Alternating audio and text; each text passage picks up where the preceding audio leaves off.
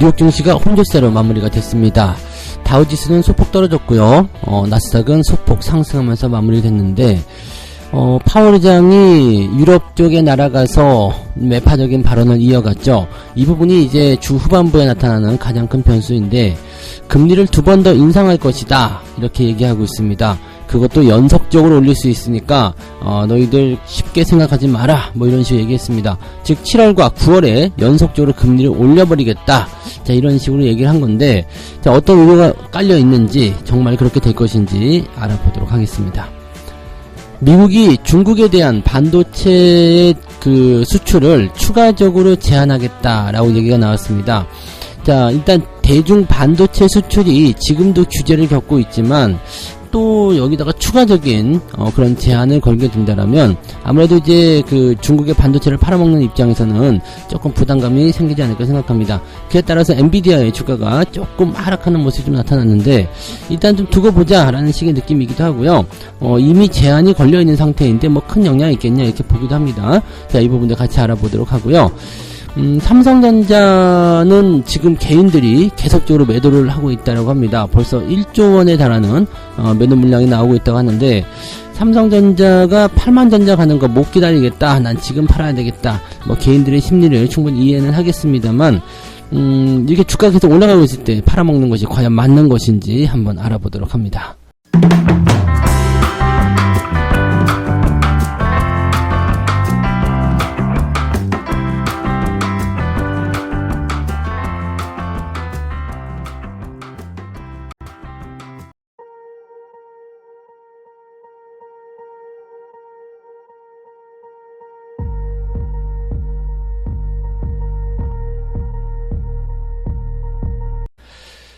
네, 반갑습니다. 오늘은 6월 29일 목요일입니다. 자, 6월이 이제 막바지로 들어가네요.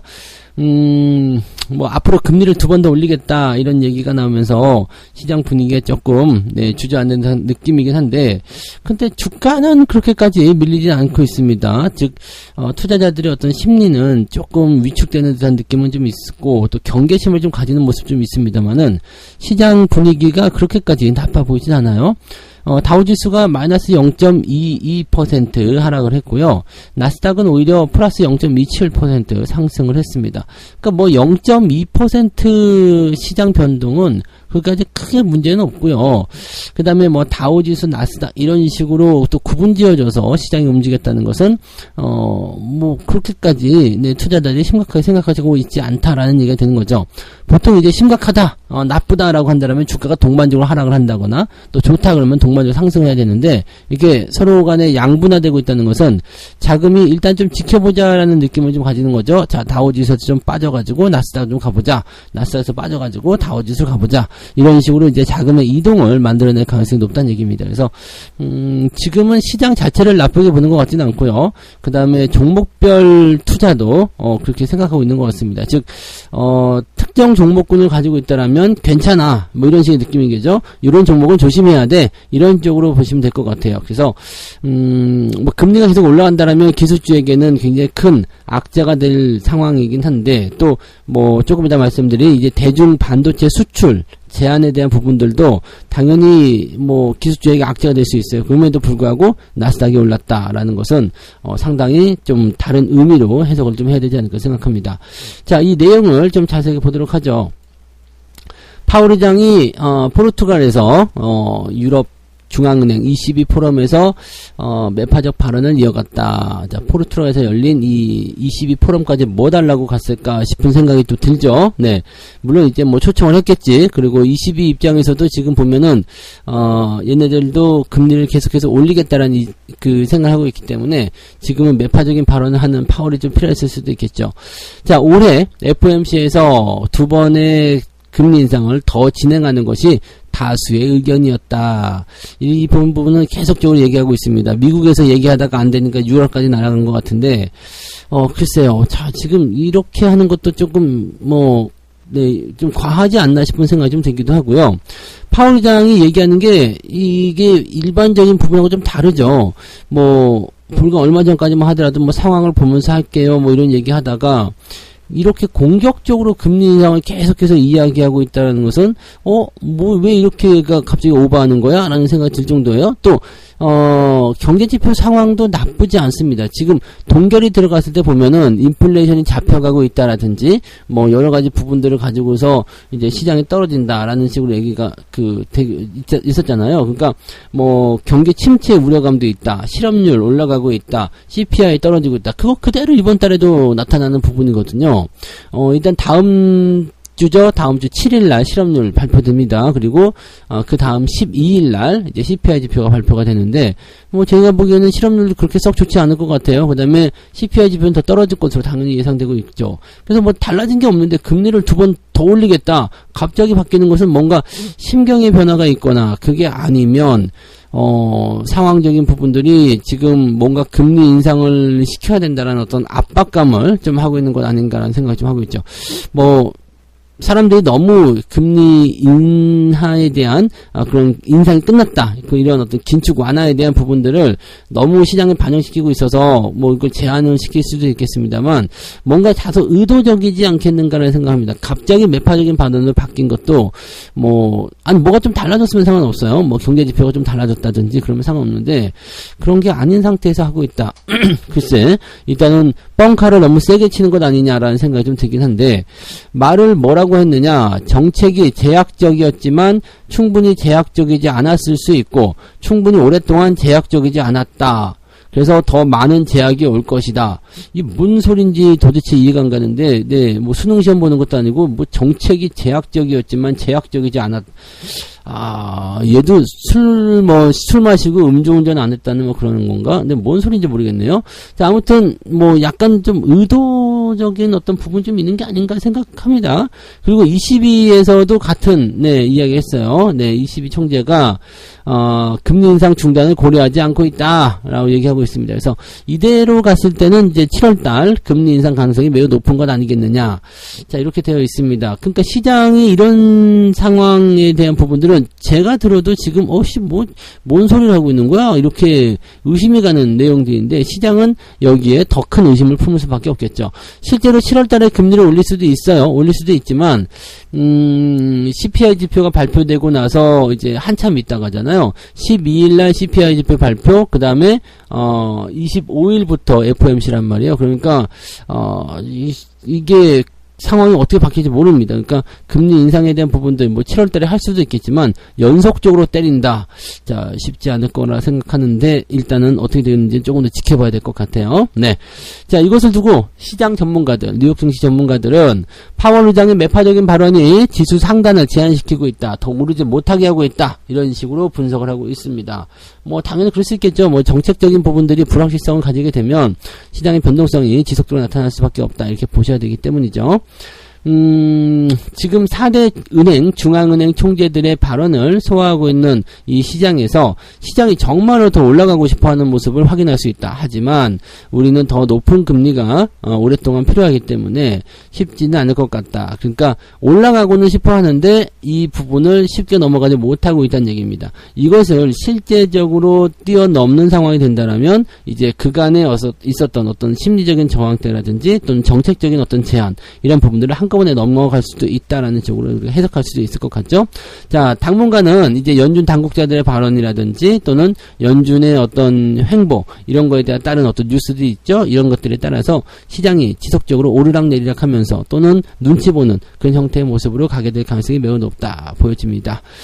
금리를 올릴 가능성이 79.4% 조금 더 올라갔네요. 네, 어제보다 좀 더 올라갔죠. 어제는 7% 6% 좀 됐던 것 같은데 더 올라간 것 같아요. 금리 동결 가능성은 20.6%. 지금은 이렇습니다. 근데 이제 다음 주에 실업률 발표가 되고요. 그다음에 CPI 지표 발표가 되면 다를 수 있죠. 뭐 얘네들이 아무리 뭐 이렇게 얘기한다고 하더라도 실제적으로 경제 지표가 내려가고 있거나 인플레이션율이 떨어지고 있다라면 쉽게 생각하기 어려울 거예요. 왜냐면 여론도 무시할 수가 없거든요. 니들 이렇게 한다고 했잖아! 라는 식으로 얘기 나올 수 있거든요. 그래서 상황을 어떻게 할 것인지는 이 경제 지표가 발표되는 7월 중반 정도로 보셔야 됩니다. 얼마 남지 않았어요. 이제 내일 모레면 7월이기 때문에 7월 시작하고 나서 이제 연준의 흐름들을 좀 보자고요. 지금 미리 반응할 필요는 없을 것 같다라고 생각됩니다. 자, 두 번째 이야기 한번 넘어가 볼게요. 미국이 대중 반도체 수출을 추가적으로 제한한다라는 얘기가 나왔습니다. 반도체 수출을 추가적으로 제한한다? 지금 이미 제한하고 있잖아요. 근데 여기서 더 하겠다는 얘기거든요. 그러다 보니까 이제 필라델피아 반도체 지수가 1%나 하락하는 모습이 나타났습니다. 추가 제한을 하겠다는 것은 아니고요. 일단 고려하고 있다 이거거든요. 근데 얼마 전까지만 하더라도 뭐 미국 그 고위 당국자들하고 또 중국하고 뭐 이렇게 협상도 이야기도 하고 미국이 중국과의 관계 개선 이런 거에 대한 어떤 뉘앙스 계속 풍겼었잖아요. 근데 그것이 잘 안 되고 있을 수도 있겠죠. 왜냐면 우리 이렇게 해보자 저렇게 해보자 관계 개선 해보자 그랬는데 그냥 그러고 나서 시큰둥한 거야. 그러니까 뭐 그냥 에이씨 말자. 그러니까 사과를 어떻게 하기는 했는데 서로 간에 화해를 하기는 했는데 그냥 서로 그냥 서먹거리는 그런 상황 이런 상태에 있으니까 아씨 뭐야 짜증나 안 할래 너 이렇게 해서 이렇게 할 거야 그러면서 네 반도체에 대한 수출 제한을 고려할 수 있다. 자 지금 일단 이렇게 되면은 사실 미국과 중국이 서로 간에 좋은 감정으로서 우호적인 상황을 다지자 이렇게 얘기하진 않았을 거라 생각해요. 얼마 전에 이제 리오프닝 주도 막 올라가면서 미중 간의 관계 개선 이런 얘기도 있었는데 지금 이렇게 되면은 또다시 냉각될 수가 있겠죠. 그래서, 뭐, 일단 반도체 상황들은 반도체 상황인데, 미중 간의 이런 관계가 또 나빠지게 된다면, 네, 전체적으로 좀 부담감을 좀 가질 수가 있겠죠. 자, 엔비디아는 일단 하락세를 진행을 했습니다. 근데 시총 1조 달러는 일단 유지가 됐고요. 그동안 많이 올랐다는 것을 또 반영하는 거 아니겠습니까? 그죠? 네, 그래서 시총 1조 달러는 만들어냈고요. 1조 160억 달러라고, 예, 집계됐다고 합니다. 자, 엔비디아가 하락한 이유는 미국이 새로운 대중 반도체 수출 제한 정책을 추진하고 있기 때문이다. 아직 확정된 건 아닙니다. 근데 추진을 하고 있다라는 거죠. 자, 왜 엔비디아만 이렇게 하느냐? 자, 미국 정부가 이미 엔비디아가 생산한 A100 이 칩의 대중 수출을 제한하고 있습니다. 그러나 이에 대한 제한을 더 확대할 것이다. 이 엔비디아가 미국 정부의 대중 그런 수출 통제를 대응하기 위해서 뭔가 새로운 칩을 또 개발을 했어요. 이게 A800이라는 건데 미국 상무부가 이제 성능치를 정해줬어요. 야, 이 정도 성능 이상의 것들은 중국에 판매하지 마! 이렇게 나와서 그거에 미치지 못하는 그런 좀 약간 뭐라 그럴까요? 떨어지는 거죠. 네, 조금 성능이 떨어지는 그런 칩을, 그런 반도체 칩을 개발해가지고 중국 시장용으로 개발을 해놨어요. 그래서 이거를 이제 납품하고 이제 뭐 이렇게 하겠다라고 했는데, 자, 지금 이 미국 상무부가 검토 중인 것은, 야, 그것조차도 납품하지 마! 이런 식으로 되는 거죠. 그러니까 라이센스 없이 니들 하지 마! 이렇게 되는 겁니다. 라이센스라는 것은 글쎄요, 뭔가 세금을 더 뜯어먹는다든지 아니면은 뭔가, 네, 다른 어떤 조치가 나올 수 있는 부분이 되겠죠. 그래서 이게 반도체 기업들을 제한하기 위함인지 아니면 중국을 제한하기 위함인지 이 부분을 조금 더 지켜볼 필요성이 있을 것 같아요. 근데 엔비디아를 또는 반도체 기업들을 노리는 부분일 수도 충분히 있다고 생각합니다. 그래서 엔비디아 주가가 2% 정도 하락하는 모습이 있었고요. 대부분의 반도체 주가가 떨어졌다. 자, 그래서 뭐 영종고리가 있는 종목들이 있죠. AMD, 인텔 이런 것들도 같이 떨어지고요. 대만의 TSMC도 같이 하락을 했습니다. 우리나라 삼성전자 하이닉스도 영향을 좀 받을 수가 있겠죠. 얘네들은 조정을 안 받고 있는 것 같은 느낌이에요. 일단은 약간의 조정이 좀 필요한 시기이기도 한데 조정을 거의 받지 않습니다. 그리고 지금 여기 뭐 반도체 지수 떨어졌다고 하지만 엔비디아가 지금 2% 정도 떨어지긴 했습니다만 다른 기업들 보시면 인텔 1%대, AMD 0.2%대 또 TSMC도 1%대 뭐 이렇게 하락이 되어 있잖아요. 그러니까 0. 몇 프로 1%대 하락은 사실 그렇게까지 뭐 심각하거나 그런 수준이 아닙니다. 그래서 이런 상태를 가지고서 너무 좀 뭐랄까 위축될 필요는 없을 거라 생각합니다. 그래서 삼성전자 같은 경우도 이제 조정에 대한 부분, 하이닉스도 조정에 대한 부분들이 당연히 지금 예상되고 있어요. 많이 올랐기 때문에 이격이 아직 좁혀지지 않고 있거든요. 그래서 조정에 대한 어떤 그런 부분들이 예상되고 있지만 실제로 조정으로 이어지거나 그렇게 되지는 않고 있고요. 큰 폭으로 연속 하락하는 모습도 나타나지 않고 있다는 것이 중요한 포인트가 되겠네요. 그래서 그런 정도 내용을 좀 봐주시면 되겠습니다. 반도체 종목이 약간 쉬어간다면 자동차나 또 2차전지 요즘에 많이 빠졌는데 기술적 반등 이런 것들도 나올 수가 있겠죠. 그러니까 이런 부분들 계속 선순환으로 로테이션 되면서 움직인다는 것도 같이 생각해 볼 필요가 있겠습니다. 아무튼 대중 반도체 수출 제한은 뭔가 새로운 부분이 아니라 이제 성능이 더 떨어지는 반도체 칩에 대한 그런 어떤 라이센스 이런 것들을 확보해라 뭐 이런 식으로 기업들을 조금 압박하는 것이 아닌가라는 식으로 생각이 좀 듭니다. 듭니다. 중국이 미어서 때리는 건 아닌 것 같아 생각 들어요. 그러면 대중 관계는 그렇게까지 나쁘지 않을 것 같아 보이네요. 왜냐면 라이선스 따면 된다는 얘기잖아요. 그죠? 네. 그러니까 그런 부분들 생각하시면 되겠죠. 자, 세 번째 이야기 넘어가겠습니다. 삼성전자. 오늘 다 반도체 특집인가요? 네, 삼성전자 이야기인데 8만 전자 못 기다리겠다. 네, 팔아버려야 되겠다. 이런 식으로 해서 그냥 연을 팔아먹고 있답니다. 삼성전자나 하이닉스 같은 종목들은요, 일단은 흐름이 굉장히 좋은 상황이고, 시장에서 매도가 나옴에도 불구하고 외국인들이 계속 들어가는 종목 중에 하나잖아요. 그럼에도 불구하고 개미들은 계속 팔고 있다. 이 개인 투자자들이 팔아먹는 것은요, 이제 심리적인 부분들이, 내가 가지고 있는 그 삼성전자가 손실을 회복하고 있다. 뭐 종목이라고 봐도 돼요. 뭐 꼭 삼성전자 아니어도 됩니다. 내가 가진 종목이 손실을 많이 보고 있다가 수익권 들어오기 시작하면 그때부터 매도를 친다거나 그런 쪽으로 가시는 경우가 많이 있는데, 자, 분명히 말씀드리지만 단기적 급등, 그러니까 삼성전자처럼 이렇게 뭐 한 달, 두 달에 거쳐서 올라오는 것이 아니라 그냥 하루 이틀 사이에 확 치고 올라가서 한 20, 30%가 올라갔어. 이렇게 단기적 급등이 나타나는 종목들 같은 경우는 손실이 복구됐을 때 매도를 치고 나가시는 것이 맞을 수 있어요. 하지만 추세를 형성하면서 올라오는 종목들은요, 절대 팔면 안 됩니다. 왜 거기까지 올라갔을까? 왜 다시 본전까지 왔을까? 왜 거기까지 힘들게 올라와 줬을까라는 거죠. 이제 시작하려고가 되는 겁니다. 네. 물론 킥고가에서 이제 보유하고 계시는 분들은 조금 다른 의미로 해석을 해야 될 수도 있겠습니다만, 대체적으로 주가는 우상향을 보일 때 신고가 계속 발생을 시키는 부분들이 있고, 또 신고가가 나오고 나면 사람들이 다시 또 흥분하는 경향이 있기 때문에 주가는 조금 더 상승한다고 보여지면 됩니다. 개인 투자자들 같은 경우는 네, 이번 달에 삼성전자를 가장 많이 팔았다라고 되어 있습니다. 1조 5천억 정도 순매도 나왔다는 얘기인데, 근데 생각해 보세요. 삼성전자를 이렇게 많이 팔았다는 것은 네, 그 외에 다른 애들. 근데 기관도 그렇게 들어오지 않았어요. 기관도 삼성전자 매수를 하긴 하지만 그렇게까지 강하게 매수가 들어오진 않았고요. 외국인이 다 사들인 겁니다. 외국인들이요. 그냥 삼성전자 그동안 손실 많이 본 거 그냥 조금 올라오니까 그거 뭉쳐가지고 다 외국인 입에다 털어놓고 있는 거죠. 외국인들이 이거 노렸단 말이죠. 걔네들 고점에서 다 팔았잖아요. 그 다음에 밑에 쪽으로 훅 들어오면서 계속 이제 저점 매수 그런 것들을 통해서 계속 매집을 하고 있는데, 개인들이 팔아가지고 계속 그 입에다 넣어주고 있죠. 난 너무 아까워요. 우리도 이런 그 대형주, 특히 대형주들 같은 경우는 외국인들 매매를 좀 따라 하시는 것도 괜찮아요. 뭐 저 같은 경우도 21년도 3월 정도까지 해가지고요. 네, 하이닉스 삼성전자 전량 매도를 친 이후에 작년 연말 시점부터 해서 또다시 매수를 들어가고 있는 상태인데, 그게 외국인 흐름하고 거의 비슷하게 만들어져요. 그리고 이 삼성전자라든지 이런 종목들은 시장의 어떤 흐름과 연결되는 그런 시장 지수 관련주잖아요. 그러니까 이런 부분들을 생각했을 때 삼성전자가 떨어진다라면은 지수가 떨어진다 쪽으로 봐야 돼요. 그러니까 지수 하락 쪽에 베팅을 할 게 아니라면 삼성전자를 팔면 안 된다는 이야기입니다. 이 부분 참고하시고요. 자, 삼성전자의 사업보고서에 따르면 지난해 말 삼성전자의 소액주주는 581만 명이었다. 그런데 2018년 말에는 76만 명. 이게 왜 이렇게 늘었냐? 이게 액면 분할 때문이었죠. 네, 액면 분할 때문이었는데, 그래서 이제 국민주로 사실은 들어간 거 아닙니까? 그죠? 네. 지난해 말에 이제 581만 명. 진짜, 네. 엄청나게는 많이 있었네요. 그리고, 2018년 말에는 76만 명. 2019년 말에는 56만 명으로 줄었다가 2020년 말에는 215만 명으로 늘었다가 2021년 말에는 506만 명으로 늘었다. 그러니까 아직 네, 뭐 늘어난 상태에서는 저거가 되는 거네요. 그죠? 네.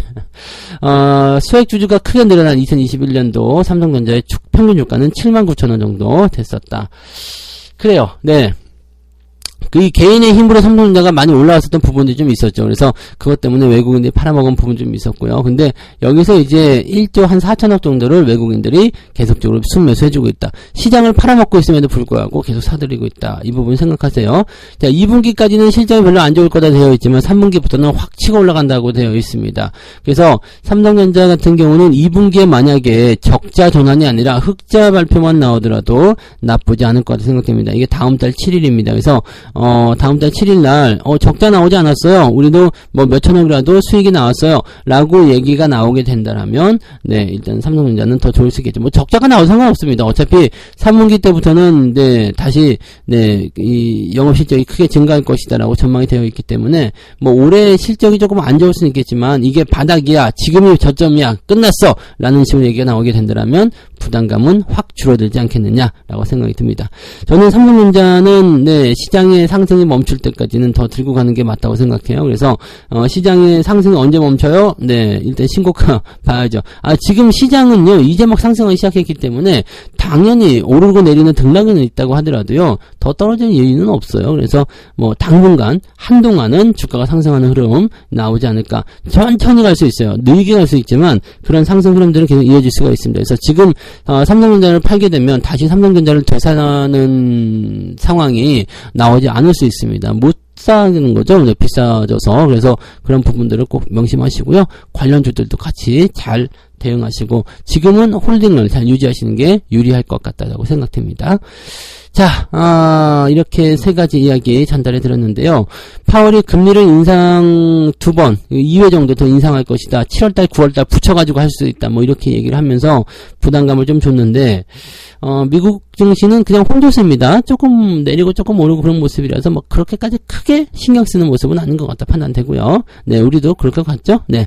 자, 반도체 지수가 조금 내려간 이유는 대중 반도체에 대한 추가 수출 제한을 걸 것이다. 미국이요. 근데 이미 걸려있는 것에다가 이제 추가적으로 이제 약간 성능이 떨어지는 칩까지도 하겠다. 근데 라이선스만 일단 취득하면 괜찮다 이런 얘기라서 이것이 과연 중국을 때리기 위함이냐 아니면은 기업을 때리기 위함이냐인데 뭐 그렇게까지 심각하게 문제가 될 것 같지는 않습니다. 여기에 대해서는 뭐 충분히 대비를 또 하지 않을까 생각되니까 뭐 일단은 뭐 중국 입장에서도 좀 그런 게 있겠죠. 어차피 근데 걔네들은 고성능 칩은 이미 막혀있는 상태라서 뭐 특별히 감흥은 없을 거라 생각합니다. 자, 삼성전자에 대한 개인들 매도가 계속 이어지고 있는데 당연히 뭐 외국인들이 사들이기 때문일 것이다라고 볼 수도 있겠지만은 안 파는 게 지금 중요해요. 안 파는 게 중요하죠. 팔지 않는 게 중요한데 개인들 입장에서는 네, 매도를 통해서 또 다른 쪽 옮겨 타고 막 그런 거 네, 선호하기도 합니다. 그래서 일단은 뭐 수급적인 동향에서 나타난 부분들이고 여러분들은 가지고 계시더라도요. 시장과 같이 연동돼서 움직이는 종목이기 때문에 쉽게 함부로 팔면 안 됩니다. 그래서 지금은 주식에 대한 이런 삼성전자에 대한 매도보다는 조금 중장기로 끌고 가는 것이 필요하다는 거 꼭 명심해 주시기 바랍니다. 오늘 읽어드릴 책도요. 비슷한 내용이네요. 이제 한번 읽어보도록 하죠. 해당 업종의 개별 주식을 동시에 살피는 건 장점이 매우 많다. 동반 움직임이 있기 때문이다. 후광 효과와 보완주 이론이다. 특정 산업에서 괄목할 만한 발전이 있으면 관련 산업에서 후광 효과를 입게 된다. 인터넷은 광섬유 이런 식으로 하는 거고 자동차는 뭐 부품, 전기차, 그 다음에 뭐 반도체는 뭐 AI, 뭐 무슨 칩, 뭐 이런 식으로 하는 거죠. 네, 그 다음에 특정 산업의 발전 때 여기에 원자재나 서비스를 제공하는 회사도 이득을 본다. 이게 소부장 관련한 종목이고 장비를 하는 거. 자, 반도체를 생산해야 될 때, 네, 뭐 거기에 들어가는 어떤 식관계라든지 이런 원자재 있잖아요. 이런 거라든지 아니면은 반도체를 뭐 검사하는 장비라든지 이런 것도 다 필요하다는 얘기죠. 그러니까 하나의 업종이 잘 나가기 시작하면 거기서 파생되어 나가는 여러 가지 종목들을 같이 업황들을 같이 체크해야 된다. 이렇게 보셔야 됩니다. 즉 전기차가 잘 나간다. 그러니까 뭐가 돼요? 완성차, 그 다음에 전장부품, 전기전자, 뭐 차량용 반도체 칩, 뭐 그 다음에 자율주행, AI, 뭐 싹 들어오잖아요. 그러니까 이런 거와 같은 식이라고 판단하시면 됩니다. 아시겠죠? 뭐 배터리가 잘 나간다 하니까 뭐 이제 뭐 리튬이 같이 가고, 그 다음에 흑연이 가고, 뭐 이런 것처럼 그렇게 연결고리가 있는 것들을 우리가 관심 있게 보실 필요가 있다라는 것을 우리가 해석하시면 되겠습니다. 자, 오늘도 여러분들 파이팅 해주시기 바라고요. 약간 지루하고 좀 답답한 모습이 진행될 수도 있겠습니다만 종목별 장세가 계속된다는 얘기겠죠. 그래서 중소형주 움직임들이 또 나타날 수 있겠고요. 뭐 크게 대형주들이 조정을 받지 않는다면 시장은 뭐 크게 밀리진 않을 것 같아요. 근데 2차전지가 방향이 어떻게 될지 좀 봐야 됩니다. 테슬라가 어제도 뭐 올라오긴 했는데 상승과 관계없이 지금 2차전지 하락이 좀 나타난 것 같거든요. 그러니까 이런 부분들 잘 살펴보시고 피해야 되는 것들은 피해가면서 투자를 하시기 바랍니다. 안전한 투자 오늘도 하시기 바라고요. 화이팅 하시기 바랍니다. 저는 장중시장 때 다시 올게요. 고맙습니다. 본 방송에서 제공되는 모든 정보는 투자 판단의 참고 자료이며 투자의 최종 책임은 본 방송을 이용하는 본인에게 있습니다.